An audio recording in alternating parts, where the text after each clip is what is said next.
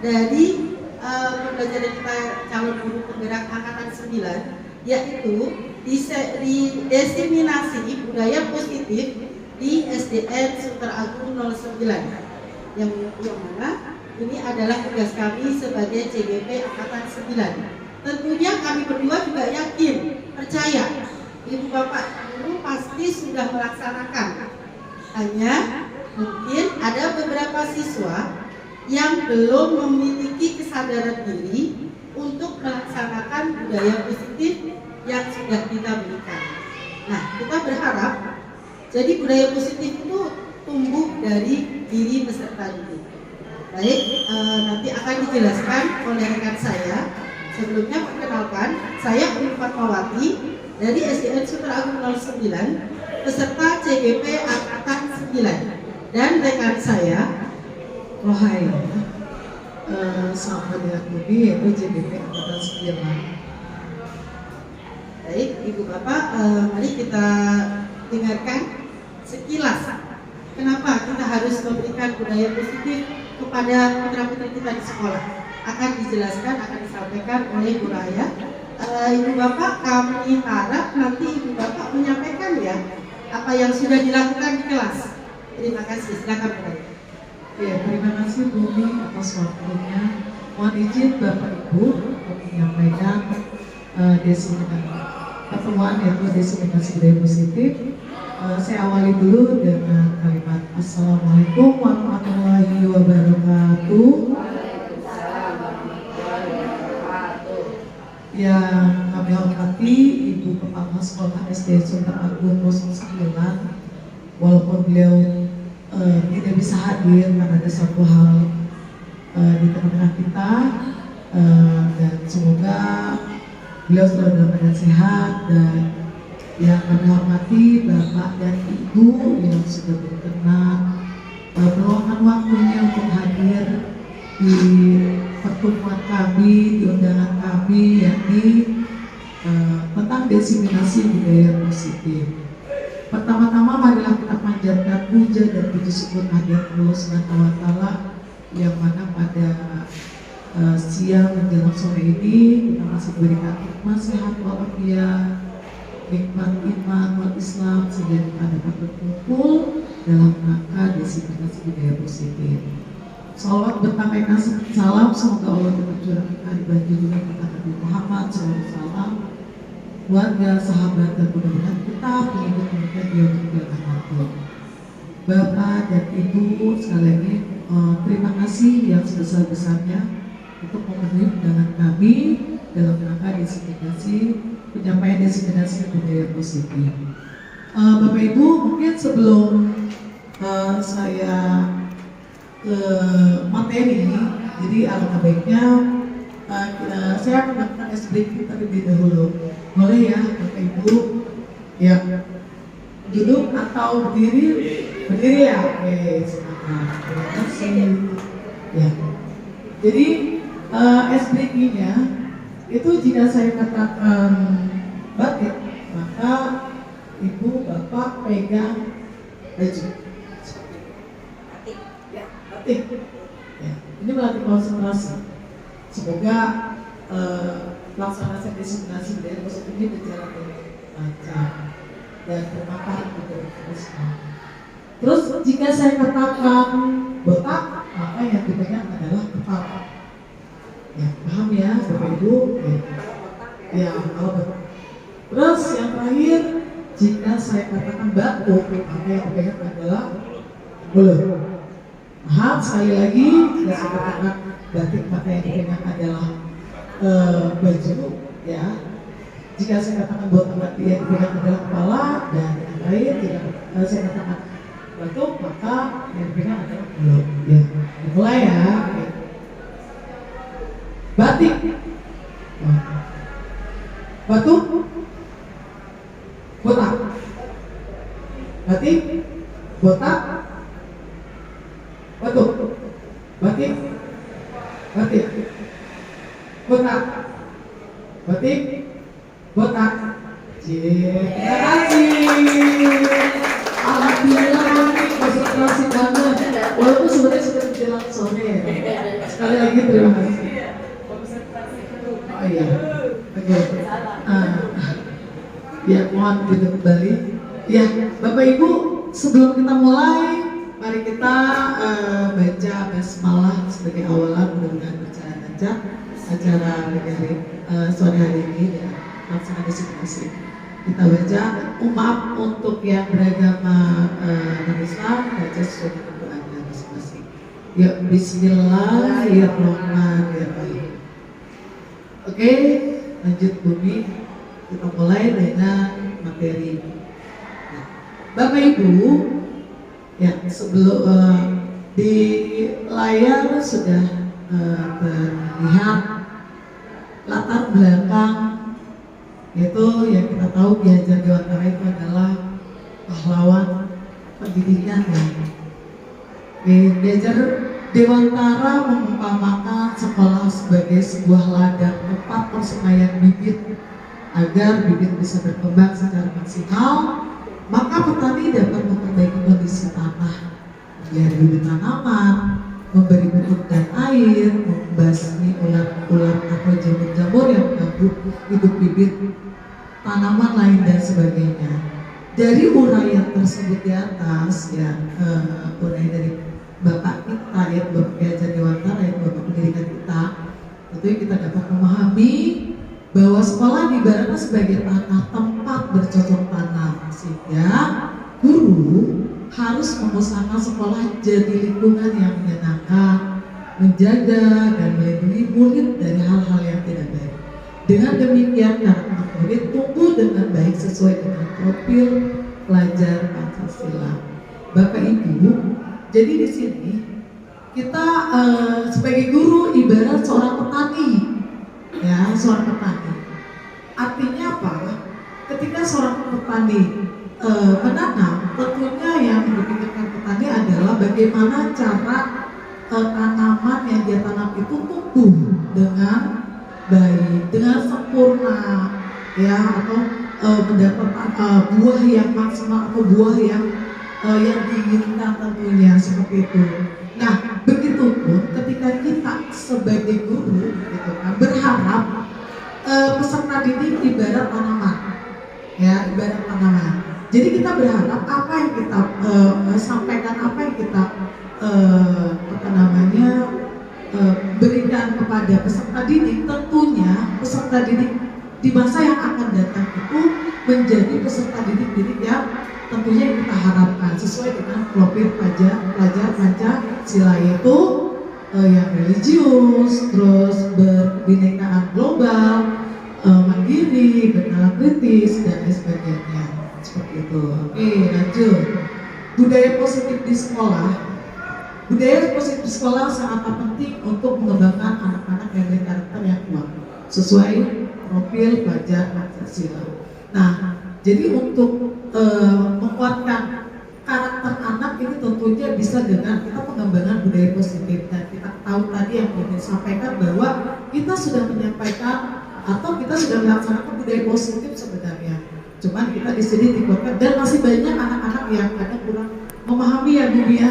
Tidak semuanya memahami atau menyadari bahwa apa yang dilakukan tentang budaya positif ini adalah berpengaruh kepada dirinya sendiri, dan itu akan menjadi kekuatan bagi peserta didik menjadi peserta didik yang lebih baik lagi, seperti itu. Lanjut. Oke, di sini ada disiplin positif dan nilai-nilai kebajikan. Nah, disiplin positif termasuk budaya positif dan nilai kebajikan universal. Konsep disiplin positif dan motivasi. Apa sih arti atau makna dari disiplin positif? Itu bahwa murid yang memiliki disiplin positif itu akan memiliki motivasi internal, ya, dari dalam diri dia yang menguatkan, yaitu yang tinggi dalam menguasai diri untuk melakukan tindakan yang sesuai dengan nilai-nilai kebajikan universal. Jadi di sini nilai kebajikan itu sangat luas, ada tanggung jawab, kejujuran, keadilan, dan lain sebagainya. Tentunya hal-hal yang positif yang dapat diperoleh. Sebagai pendidik, tugasnya kita, gitu kan, adalah membimbing siswa untuk memiliki disiplin diri yang berasal dari dirinya sendiri. Jadi seperti halnya yang sudah diungkapkan oleh Ki Hajar Dewantara, itu filosofi beliau mengatakan bahwa kita adalah seorang pendidik,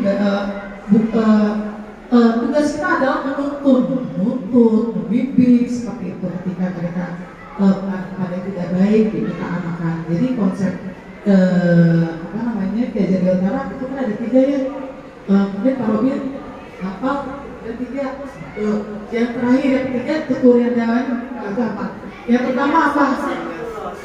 Ingarso Singtulodo. Yang kedua, iya. Yang ketiga, tutur. Nah itu acuan kita sebagai pendidik bahwa itu di depan. Kita sebagai apa, Bumi? Iya kok. Ingarso Singtulodo, Madio Mangunkarso, itu maksudnya seorang guru itu harus di depan memberi contoh, memberi teladan, dan di tengah guru itu harus bisa memotivasi, memberikan ide, memberikan gagasan, dan di Guru Handayani di belakang itu memberi dorongan, dukungan, seperti itu Bu ya. Nah, lengkap ya Bapak Ibu, luar biasa loh. Semoga sebenarnya kita semua sih sudah melaksanakan, saya percaya itu kan Bapak Ibu sudah melaksanakan itu. Namun ini sebagai penguatan atau penegasan kembali bahwa apa yang kita miliki atau apa yang kita laksanakan itu, yaitu acuannya adalah yang tadi di depan kita sebagai benar motivasi ya, di tengah dan di belakang itu lengkap sekali. Oke, lanjut Bu. Ya. Dalam rangka menciptakan budaya positif, penerapan disiplin positif dipraktikkan untuk menghasilkan murid-murid yang berkarakter, disiplin, santun, jujur, peduli, dan penanggung. Nah ini yang termasuk dengan nilai-nilai kebajikan yang universal seperti itu. Karena apapun peserta didik yang mereka lakukan, tentunya ada nilai-nilai positif atau nilai-nilai kebajikan. Ya, contoh hal. Mereka anak-anak sepulang dari sekolah mereka kan ada tuh kegiatan piket. Nah piket itu kan artinya ada di situ satu nilai kebajikan, diantaranya adalah nilai disiplin, termasuk bertanggung jawab atas tugas yang sudah diberikan. Iya, peduli gitu. Nah, itu kerjasama ya antara satu dengan yang lain seperti itu. Ya, lanjut next. Nah, di sini ada menurut Danny Gossett dalam bukunya Restructuring School Discipline itu menyatakan ada 3 hal motivasi perilaku manusia. Yang pertama, untuk menghindari ketidaknyamanan atau hukuman.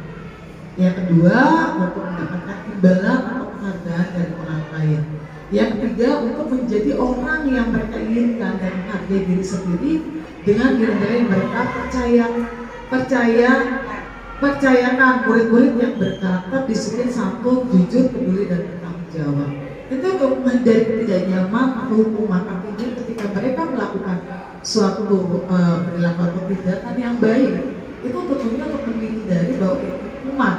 Karena di sini tentunya apa yang sudah disepakati, maksudnya kelas yang dunia, ya, kelas yang sudah dibuat, contoh gitu satu hal piket kelas nih, itu kan sudah ada ketentuannya ya, itu bahwa itu harus dilakukan. Nah, ketika ada yang tidak melakukan maka itu katanya kelas itu akan dihukum seperti itu. Terus yang kedua, untuk mendapat imbalan atau penghargaan dari orang lain. Dan ingat, jadi pelajaran atau materi yang kami dapatkan, terutama dari pasal saya secara pribadi, itu bahwa ketika anak melakukan suatu kebaikan atau melakukan suatu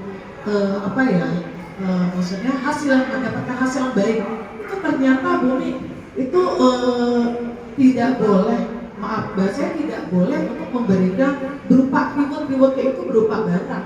Ternyata itu akan bukan berdampak sih. Jadi gini, jadi pada dasarnya ketika anak itu atas didasari dengan reward yang diberikan oleh guru, maka itu tidak muncul kesadaran mereka atau keikhlasan untuk berbuat baik seperti itu atau mengerjakan sesuatu atas dasar hati nuraninya sendiri. Jadi kalau gue berbuat baik ataupun mengerjakan sesuatu hal yang guru senangi nih atau mendapatkan nilai yang terbaik, kita dapat hadiah nih. Jadi tidak seperti itu. Jadi alhamdulillah paling tidak kita sudah punya pandangan bahwa itu kita kesampingkan seperti itu. Kecuali boleh kita memberikan reward tapi berupa bintang atau saya sendiri saya buat untuk bulan ini contoh di kelas saya. Asuka itu salah satu siswa saya itu Asuka, dia pintar untuk berani untuk menampilkan bercerita di depan, sehingga itu salah satu patokan bahwa saya bilang untuk bulan Februari ini siswa terbaik adalah Asuka gitu. Sebenarnya bukan hanya Asuka, banyak sih saya sebutin A, B, C, tapi yang lain juga berharap seperti Asuka yang lainnya juga gitu, seperti itu. Jadi biar mengimbaskan kepada siswa-siswa yang lain untuk menjadi yang terbaik juga, seperti itu. Terus yang ketiga, untuk menjadi orang yang mereka inginkan, tentunya berharap bahwa diri sendiri kita itu ingin menjadi yang terbaik, ya seperti itu. Terutama orang tua, walaupun kita pahami atau kita lihat tidak semuanya orang tua memiliki background yang sama, yang sebenarnya pada dasarnya orang tua banyak menginginkan anaknya sukses di kemudian hari, namun semua itu kan butuh proses gitu kan, tidak hanya semata dia mengantar ke sekolah udah cukup selesai, tidak seperti itu. Jadi orang tua dan guru itu harus bersinergi seperti itu. Jadi contoh ketika ada soal atau tugas yang diberikan oleh guru, itu kan peran orang tua juga wajib seperti itu. Dan satu hal juga ternyata gitu yang kami pelajari di sini, kalau saya secara pribadi mengartikannya untuk keberhasilan anak itu tidak mengacu kepada hasil saat ini, tapi proses pembelajaran atau proses belajar anak pada saat ini, bagaimana perkembangannya, sehingga nanti akan berefek mendapatkan hasil yang terbaik. Jadi contoh sekarang mungkin di kelas ini dia dengan nilai 5 atau di bawah KKM seperti itu, tapi kita sebagai guru berusaha untuk selalu memberi motivasi gitu seperti itu, jadi biar ada semangat untuk belajar sehingga akan memperbaiki nilai yang dia dapat sehingga bisa di atas KKM. Yuk, next lanjut. Yang ketiga keyakinan kelas. Mengapa keyakinan kelas? Terus tidak peraturan kelas saja. Ya kita tahu aturan kelas ya, peraturan kelas. Jadi di sini keyakinan kelas itu sebenarnya beda tipis dengan peraturan. Cuman yang mungkin Bapak Ibu tahu apa arti beda antara keyakinan kelas dengan peraturan? Berarti boleh.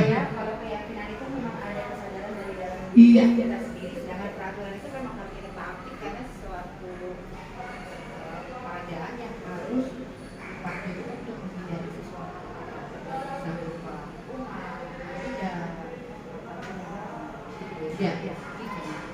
Iya, oke, tepuk tangan. Terima kasih Berarti. Iya, sepertinya jawabannya sudah jelas ya. Jadi saya tegaskan kembali bahwa keyakinan kelas itu dibuat atas dasar dua pihak, jadi antara siswa dengan guru, dan itu didasari atas kesepakatan bersama, jadi tidak memaksakan, beda dengan peraturan. Kalau peraturan itu dibuat satu pihak, contoh guru, pokoknya kalian harus ini ya, gitu kan, A, B, C. Nah itu biasanya kalau peraturan itu peraturan ya seolah-olah paksaan gitu kan. Terus kalau peraturan itu biasanya antar ada hukuman, dibalik itu ada hukuman. Sementara kalau keyakinan kelas itu sebenarnya ada juga sih, cuma nanti bentuknya itu nanti terakhir ada di materi yang Bu Umi utarakan nanti.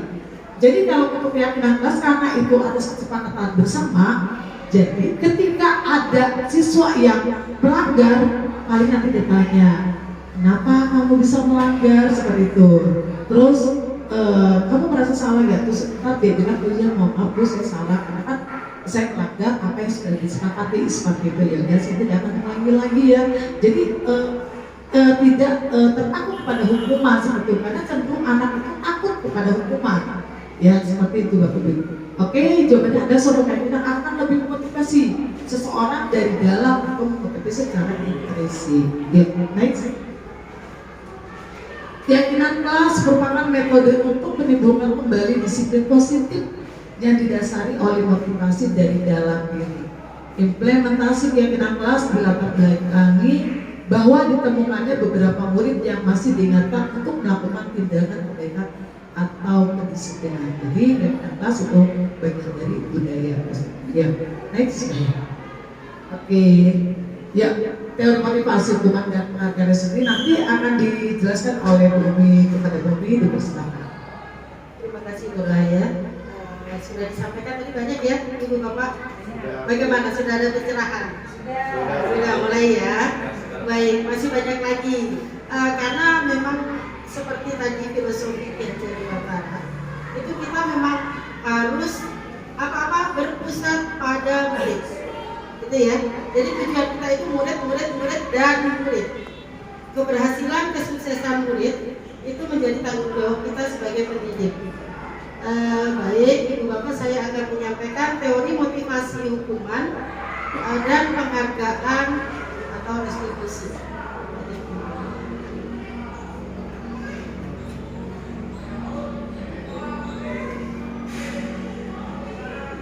Kebutuhan dasar manusia.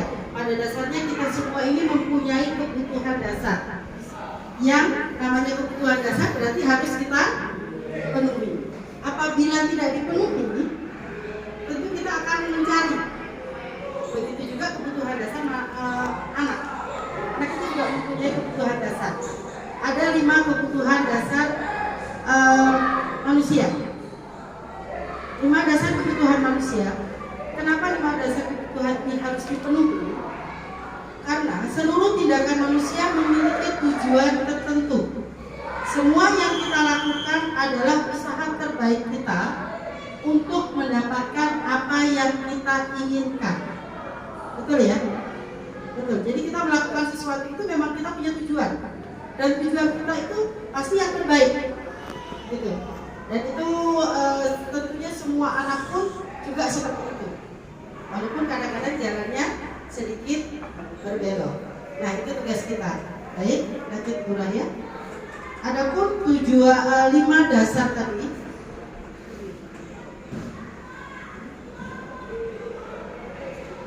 ya, kita akan melihat sedikit coding karena ini gambar. Jadi ada 5 kebutuhan dasar manusia. Ada yang tahu mungkin? Yang paling utama ya papan, berarti termasuk pangan, papan, tempat tinggal. Itu kalau kita di CGP itu termasuk kebutuhan dasar bertahan hidup. Ya, kita bertahan hidup harus terpenuhi tadi kebutuhan pokok tadi. Masuk kebutuhan pokok ya. Iya. Lalu ada lagi 4 kebutuhan lain.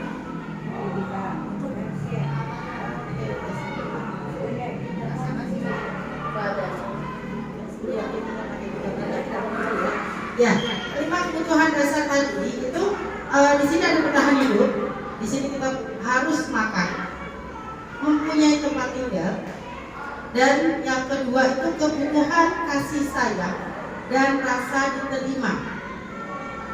Bagaimana kalau kita tidak mendapatkan kebutuhan dasar kita ini? Tentunya akan ada tindakan di luar kontrol kita, ya.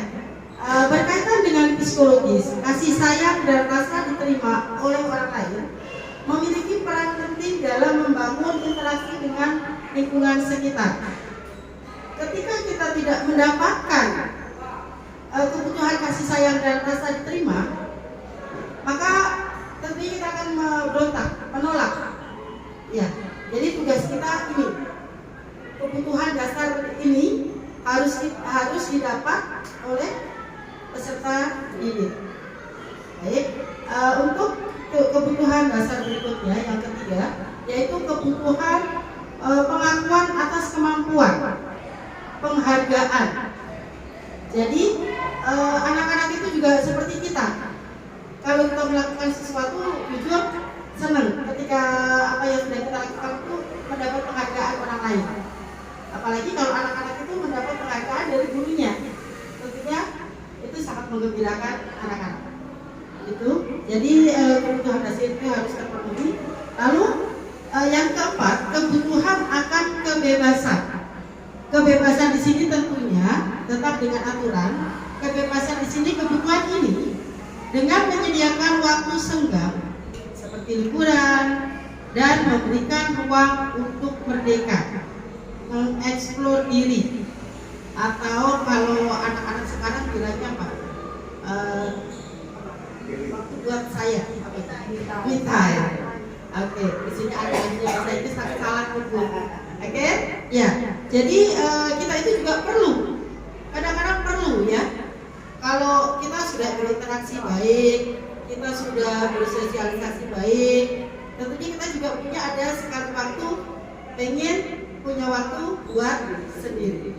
Ya jalan-jalan boleh, liburan, membaca komik atau sekedar menonton bioskop gitu ya dan sebagainya.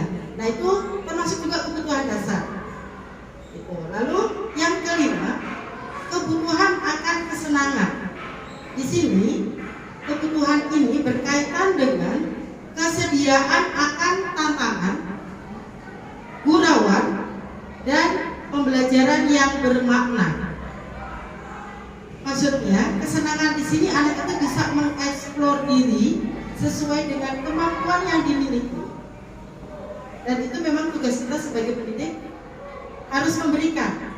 Kalau anak atau peserta didik kita ada yang tidak mendapatkan 5 kebutuhan dasar itu salah satunya, tentunya akan ada hal-hal yang dilakukan di luar kontrol diri. Dalam usahanya apa? Kenapa melakukan hal-hal yang di luar kontrol diri?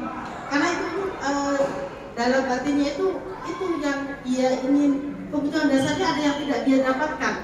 Misalnya, dia sudah mengerjakan baik, dia sudah mengerjakan maksimal, tidak mendapatkan penghargaan atau apresiasi dari gurunya.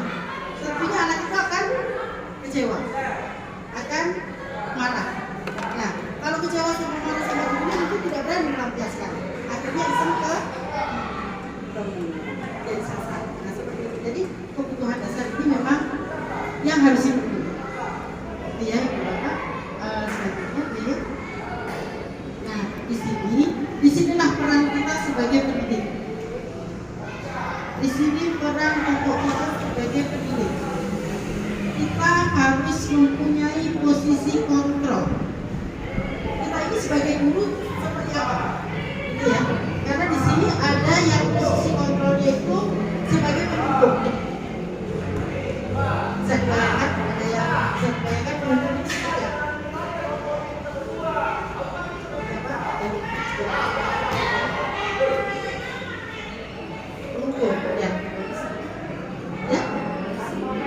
Kita sebagai guru yang mengukur ya, kita seperti satpol pp, seperti polisi, gitu ya. Nah, kita ini sebagai pendidik, penghukum. Biasanya bagaimana? Apa yang dilakukan seorang guru sebagai penghukum? Memberikan sanksi, memberikan hukuman, betul. Jadi begitu lihat anak salah, hukum. Tidak mau tahu, yang harus hukum itu tidak mau tahu alasan. Ya, alasan apapun kamu salah, hukum. Itu hukum.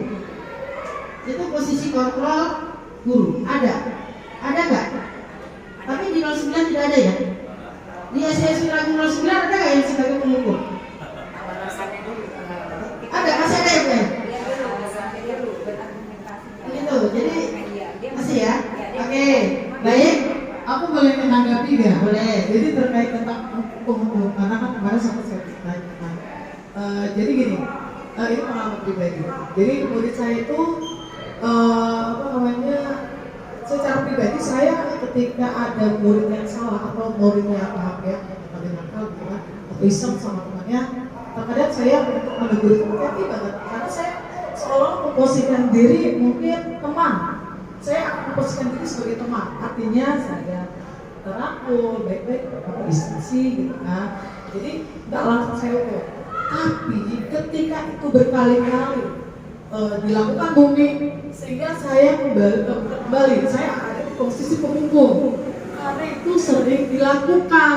Tidak, jadi dengan posisi teman itu enggak mempan ya bahasanya ya, sehingga mau tidak mau saya Jadi dimasuk ke itu nggak boleh? Boleh sih, tapi tetap nggak boleh. Sebenarnya. Nggak boleh, karena kita guru itu tidak boleh jadi penghukum. Tapi nanti kita akan saksikan tayangan video ya. Oke, sebelum kita menyaksikan lanjut ke video, sebaiknya ditahan ya Bu ya. Siap, Ya. terima kasih Bu. Oke, terima kasih Bu ya.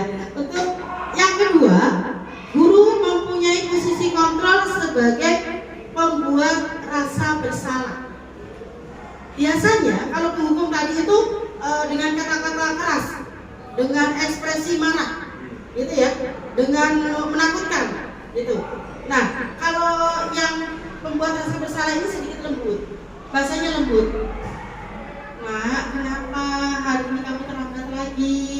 Kan ibu jadi dimarahin sama bapak kepala sekolah, sama ibu kepala sekolah. Kamu nggak kasihan nak kalau ibu dimarahin terus? Nah, itu anak akan merasa apa? Bersalah. Kenapa kamu tidak mengerjakan PR lagi? Ibu sudah kasih tahu.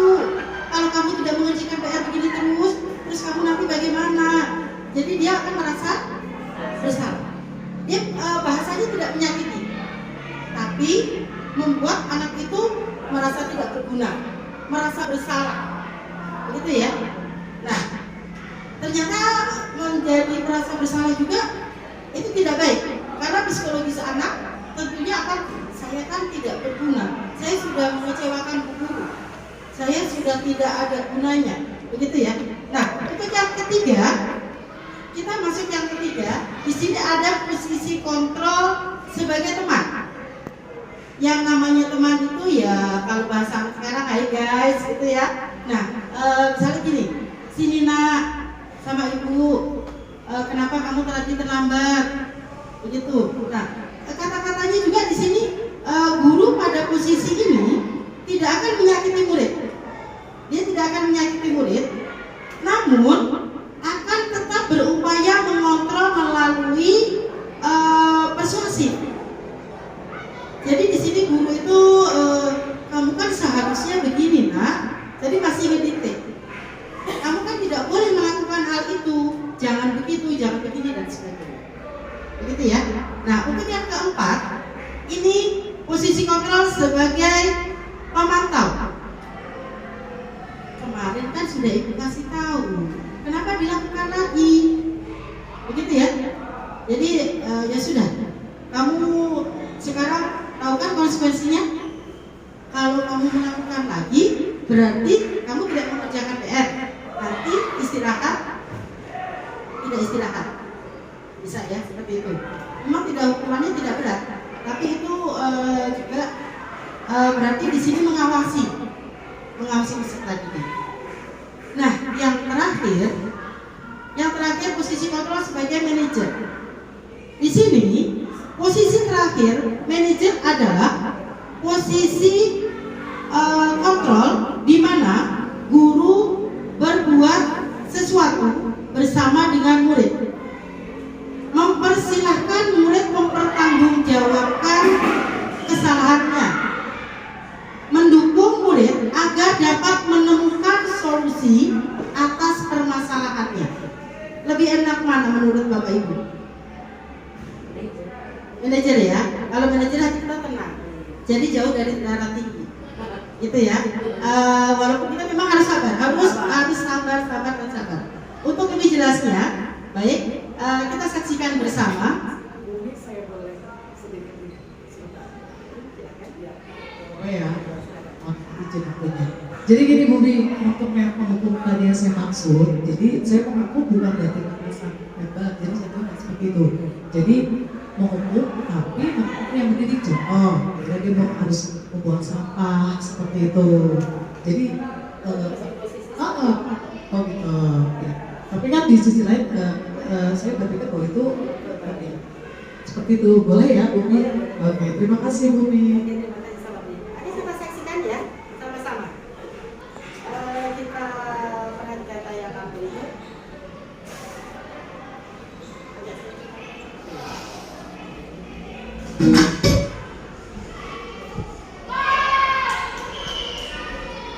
Itu adalah 1. Posisi penghukum, 2. posisi pembuat merasa bersalah. 3. Posisi teman. 4. Posisi pemantau atau monitor. Dan 5. Posisi manajer. Untuk lebih memahami kelima posisi tersebut, mari kita saksikan kasus Naren yang terlambat hadir 20 menit di sekolah dan melihat bagaimana kelima posisi kontrol dalam menghadapi masalah tersebut.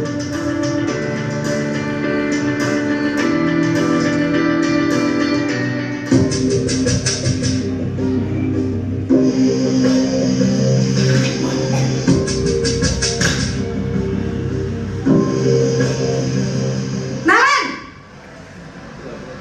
Sini kamu! Selamat pagi, Bu. Selalu terlambat. Kamu deh, pasti terlambat. Maaf, Bu. Saya Apa? Apa coba? Alasan kamu apa lagi? Kapan sih kamu tidak terlambat? Malas sekali ya kamu jadi anak. saya Dasar pemalas. Gak kapok-kapok sih kamu. Sudah berapa kali terlambat? Sana, kamu keliling lapangan basket 2 kali. Kenapa saya harus keliling lapangan basket, Bu? Kenapa? Kamu melawan ibu? Berani-beraninya jawab. Sudah terlambat, masih berani jawab pula. Sekarang, keliling lapangan basket 5 kali sekalian. Biar kapok. Cepat. Pergi sana ke lapangan basket.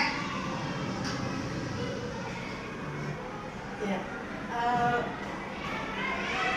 Baik Ibu Bapak, tadi sudah digambarkan dalam video bagaimana seorang pengunjung itu tidak mau tahu sama sekali alasan anak, sehingga membuat anak itu ketakutan dan mau tidak mau harus menuruti perintah guru. Nah, berikutnya di sini posisi membuat merasa bersalah.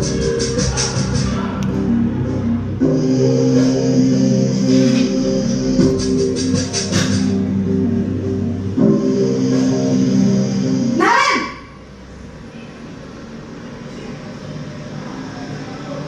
Selamat pagi, Bu. Naren. Kamu kenapa terlambat lagi, nak? Ya Tuhan, Naren. Kamu senang ya bikin ibu susah ya? Kalau kamu terlambat lagi, nanti ibu yang ditegur bapak kepala sekolah, nak. Disangka ibu tidak bisa membina kamu. Duh, gimana ini? Maaf, Bu. Duh, Gusti Naren. Kamu suka ya kalau ibu ditegur bapak kepala sekolah? Terus, sekarang ibu harus tulis apa yang di buku absen? Ini kamu sudah sering terlambat loh. Ibu harus apa coba? Maaf, Bu. Maaf sekali. Ya sudah. Di sini seorang guru itu memang tidak menggunakan kata-kata yang kasar, kata-kata yang menghardik, tapi di sini membuat si murid ini merasa sangat bersalah, sehingga merasa tidak berguna. Nah, berikutnya kita lihat posisi kontrol berikutnya ya. Yang ketiga apa tadi, Mas ingat? Ya, Mas ingat? Apa? Sebagai teman. Oke, kita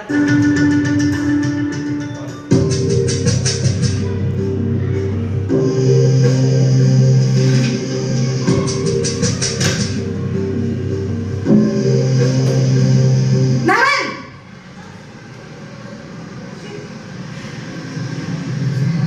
Selamat pagi, Bu. Wah, sudah jam berapa ini, nak? Terlambat lagi ya, sayang. Iya, Bu. Habis ibu saya lupa bangunkan saya, Bu. Kamu malah menyalahkan ibu kamu. Kamu bukannya anak yang larinya paling kencang. Kok terlambat sih? Iya, Bu. Saya memang terlambat bangun tadi. Jadi, biarpun saya lari kencang, tetap gak kekejar, Bu. Ya sudah sana. Nanti lain kali larinya lebih kencang lagi ya. Biar gak terlambat lagi. Bikin seneng ibu. Demi ibu. Bisa kan? Bisa lah Bu. Ya sudah, sana masuk kelas. Ibu Ya, di sini guru lebih bersahabat ya, lebih berteman.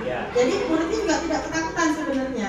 Tapi ada yang tahu kenapa? Ini juga masih kurang tepat. Ada yang tahu ya? Saya memaksa. Memaksa atau apa? Apa ya? Menuntut untuk lebih disiplin. Menuntut lebih disiplin. Ada lagi? Manipulasi. Atau jadi membuat si anak ini jadi ketergantungan, memiliki ketergantungan. Jadi nanti akan merasa kan sebagai teman ya. Jadi merasa akan dibinilah, masih diterima gitu ya. Lanjut untuk posisi kontrol berikutnya. Iya, posisi kontrol sebagai teman itu ya dampaknya murid akan bergantung kepada satu orang, atau murid tidak mandiri dan tidak bisa berpikir sendiri. Baik. Nah, untuk selanjutnya posisi sebagai keempat ya.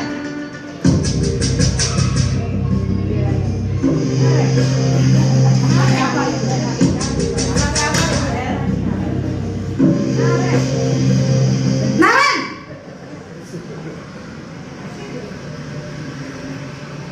Selamat pagi Bu.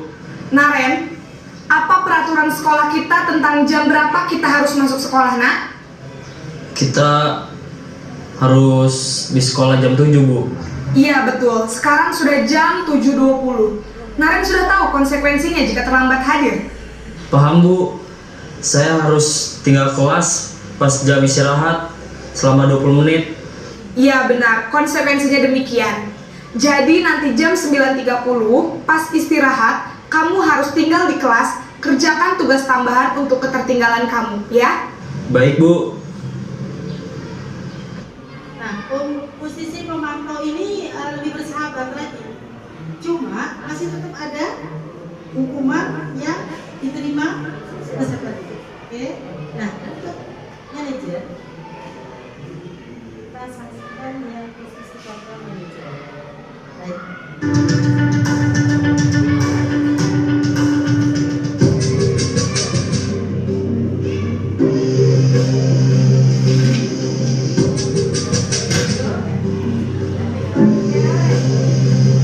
Naren!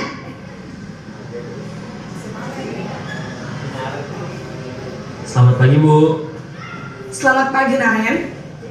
Maaf Bu, saya terlambat. Iya, sekolah masuknya jam 7, sekarang sudah jam 7.20. Jadi sekarang bagaimana ini, Naren? Maaf Bu, saya lupa setel alarm saya semalam. Baiklah, menurut kamu, keyakinan sekolah yang mana yang perlu kamu tingkatkan?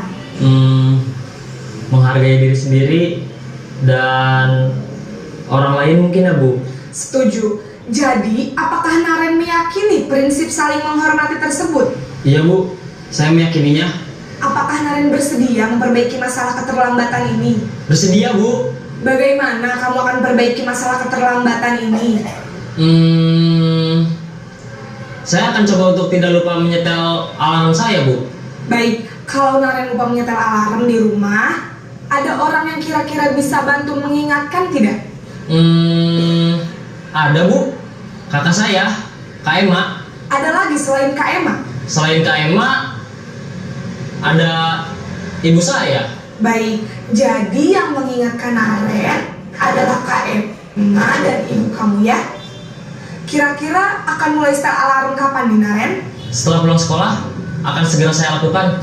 Baik, jadi Naren akan setel alarm untuk bangun besok pagi dan akan diingatkan oleh kakak dan ibunda Naren ya.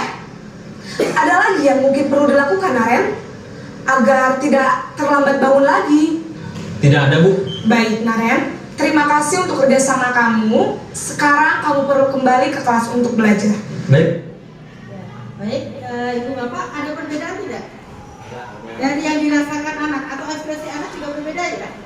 Dengan posisi manajer, di sini guru tidak langsung mengukur, tapi mengidentifikasi dulu.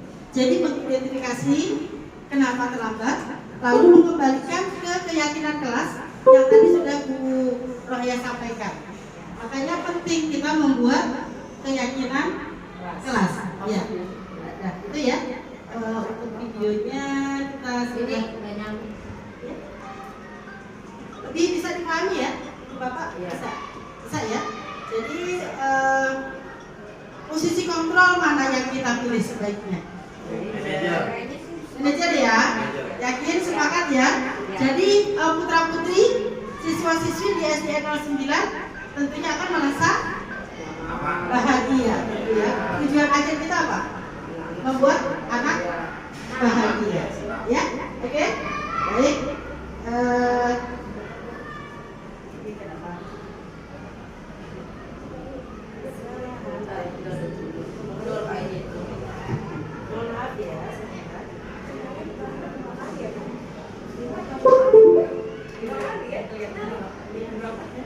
Baik, seperti yang tadi sudah kita saksikan bersama, apakah sudah ada tergambar oleh tadi? Mana? Ada ya? Ternyata yang pernah nggak kita melakukan sebagai manajer? Pernah ya? Ada 3 ya. Jadi kita mengidentifikasi, lalu kita validasi. Setelah kita validasi, kita mencarikan solusi. Yang mencari solusi kita atau anak? Iya, anak. Sebaiknya kita ngapain ya? Biar kenapa kalau kamu terlambat lagi? Nah, sebaiknya kamu harus ngapain biar gak terlambat lagi? Jadi anak. Nah, kita kembalikan lagi yang validasi itu, maksudnya kita kembalikan ke keyakinan kelas yang sudah kita sepakati. Gitu ya. Karena pentingnya di situ kita punya keyakinan kelas. Jadi keyakinan kelas tadi dengan nilai kebajikan. Keyakinan kelas itu sesuatu yang sudah kita yakini apabila kita lakukan, tentunya itu akan membawa kebaikan. Begitu ya. Baik, untuk selanjutnya yaitu restitusi segitiga restitusi. Tentunya tahu ya restitusi itu apa? Restitusi hukuman. Ya, seperti hukuman, tapi bukan hukuman.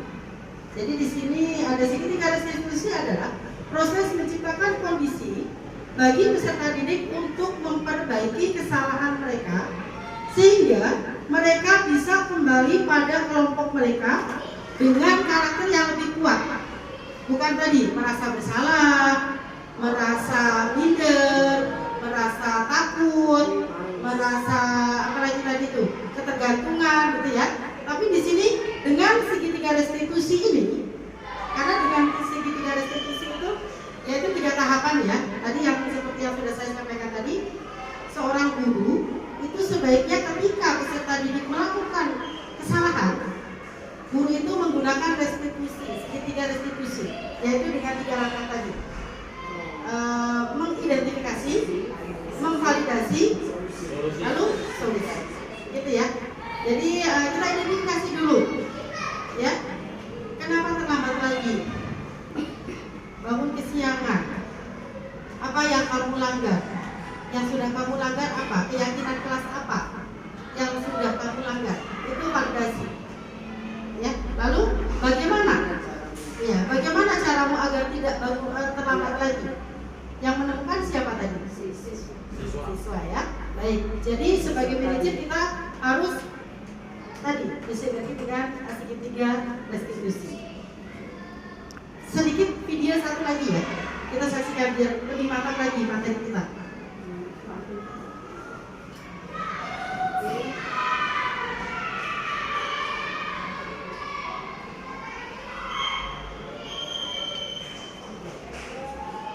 Lagi deh. Satu lagi video.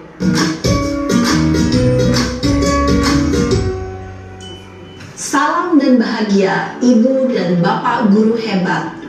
Pada video kali ini kita akan membahas tentang salah satu program disiplin positif yang diterapkan di lingkungan sekolah yang dikenal dengan nama restitusi.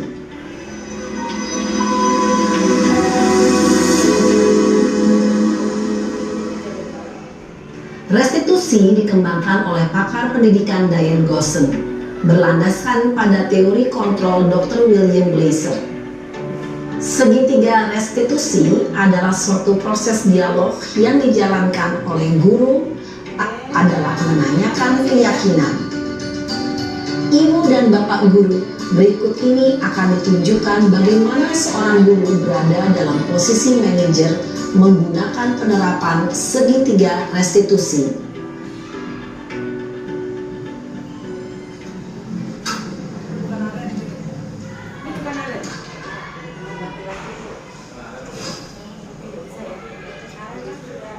Siang Sarah. Siang Pak. Sudah lama nggak ketemu Sarah. Kenapa hari ini ada di sini? Kesel Pak, kesel banget. Masa aku dikatain tukang fitnah Pak? Ya aku marah lah. Aku udah dikatain Eka di depan kelas. Kesel banget. Oh begitu.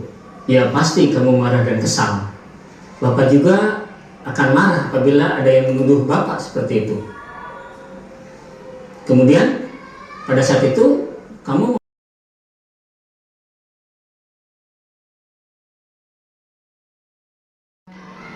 luar biasa ya. Terima kasih Bu Raya, Bu Bumi udah ngundang saya ke sini. Terus terang ini benar-benar ilmunya tuh ya kita baru dengar ya. Walaupun mungkin tadi kata Bu Jawa ya memang sehari-hari udah kita jalanin ya. Cuma dengan adanya paparan ini, oh iya, jadi lebih menguatkan kita bahwa kita tuh harusnya seperti apa sih guru itu untuk membuat anak-anak tuh bahagia itu kan. Banyak kita salahnya masih gitu ya, terutama tadi dalam posisi kita di lima kontrol tadi ya, posisi kontrol kita belum nggak selalu ada di manajer gitu, kadang kita ada di satu ya kan, kadang kita ada di teman gitu, iya gitu kan, karena kita kondisi kita lagi kesel dengan bikin pula langsung dari posisi satu kan marah-marah gitu. Tapi dengan materi ini ya ngelihat dari video itu, tayangan video ya, ternyata memang posisi manajer itu benar-benar solusi terbaik gitu. Masalah anak juga terselesaikan, kemudian kita juga sebagai guru juga nggak perlu tarik kurang ya, anak-anak juga senang jadi belajar di sekolah. Dengan kalau anak-anak senang kan ya dengan bisa mengurangi berbagai hal gitu, kayak bullying ya kan. Kalau mereka senang kan mereka nggak akan ngebully temannya, nggak akan berantem, nggak akan berperilaku yang di luar kesepakatan kelas atau bahasanya keyakinan kelas ya. Dan yang saya ambil tadi bahwa keyakinan kelas itu memang sangat penting. Selama ini kita yaudahlah yang penting ada kesepakatan kelas tempel gitu kan, tanpa ada kita jadian itu acuan. Jadi ketika anak berbuat di luar kesepakatan kelas, kita jarang mengembalikan anak itu. Ini loh, nah ada kesepakatannya loh, kita udah bikin gini-gini, jarang gitu ya. Langsung aja kita, nah gimana sih gini-gini, lupa dengan kesepakatan yang sudah kita bikin. Ya, padahal ketika itu kita kembalikan kesepakatan, menggali anak cari solusinya sendiri, mungkin lebih tertanam kepada anak bahwa dia iya saya harus berubah, solusinya seperti ini gitu. Dan membuat kita mudah juga jadinya gitu. Jadi terima kasih sekali, ini ilmunya luar biasa. Kasih ya. Assalamualaikum.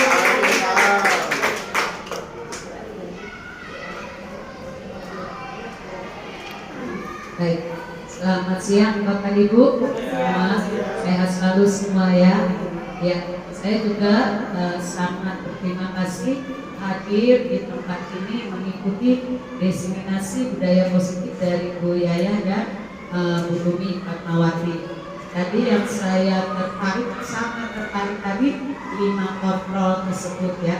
Kadang kita tidak sadari sebagai guru kita lebih banyak sebagai penghukum.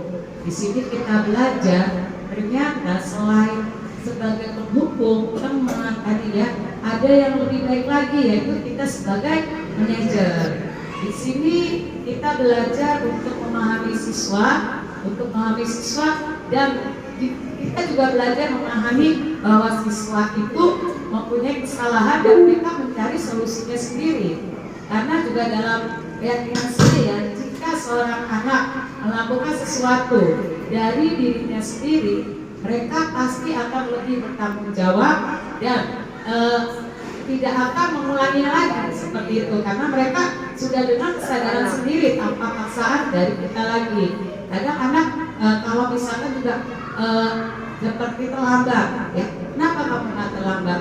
Coba apa yang kamu lakukan ketika terlambat? Dan benar itu terasa sekali ketika mereka mencari solusinya sendiri untuk berikutnya tidak akan terlambat lagi.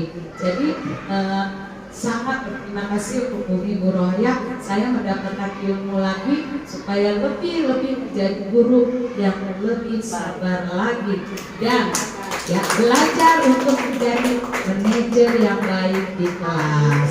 Terima kasih. Sekian dari saya. Terima kasih. Terima kasih. Berarti mengalahkan? Iya. Iya.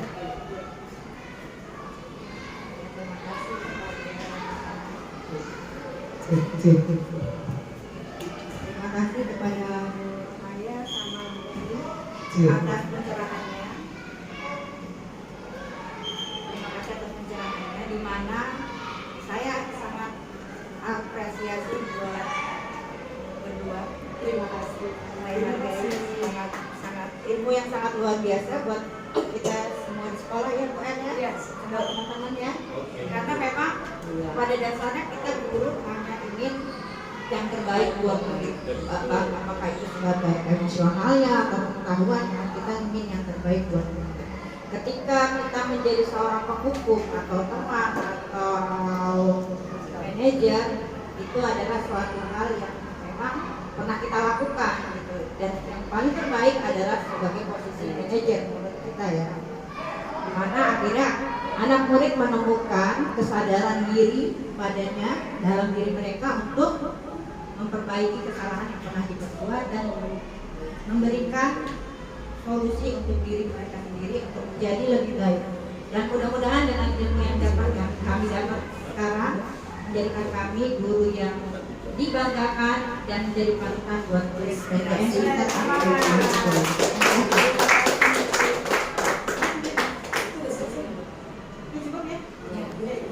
Terima kasih Bapak Ibu.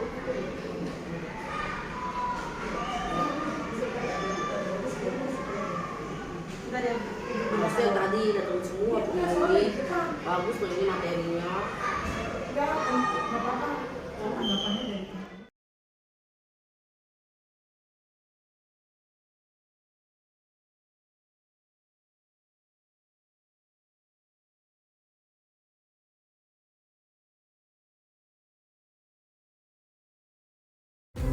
Terima kasih ya, kita sudah menyelesaikan tadi sudah menemukan solusi masalah tari dengan Krishna menggunakan segitiga restitusi.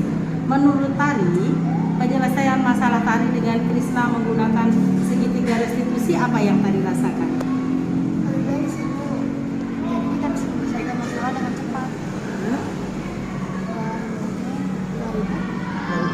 Lalu apa lagi? Tari tidak akan melanggar apa lagi tadi? Kesalahan sedikit. Baik, terima kasih ya Tari. Oke, terima kasih. Krishna tahu kenapa ibu panggil? Nggak tahu, iya benar. Tadi ibu sudah panggil Tari. Kemarin ibu lihat Tari itu pukul Krishna. Tadi sudah tahu, sudah menemukan solusinya. Kalau terus Krishna tidak meledek-ledek lagi ya, bisa? Ya, Tari. Sekarang Tari minta maaf sama Krishna. Bisa ya, harus saling. Iya, kesepakatan kelas kita apa sih? Tidak berusaha menyakiti dan tidak berusaha menyakiti. Iya, jadi sekarang Tari sudah janji ya, kita harus mematuhi kesepakatan atau keyakinan kelas yang sudah kita sepakati. Ayo, minta maaf dulu.